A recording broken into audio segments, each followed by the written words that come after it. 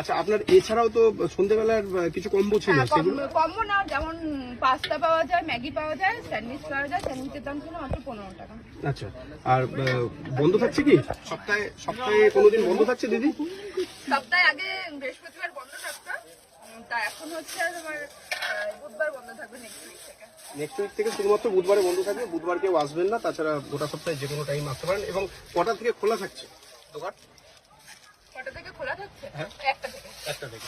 আজকে একটু লেট হয়ে গেছে, কিন্তু অন্যান্য দিন আপনারা 1টা থেকে আসলেই পেয়ে যাবেন। আর কেউ যদি চিকেন মোটামুটি কম বেশি সব নেবে। তোমরা কি করে অ্যাডাপ্ট করলে, মানে অ্যাডাপ্ট করলে তোমাদের মধ্যে? হ্যাঁ হ্যাঁ, খুশি খুশি হয়েছো?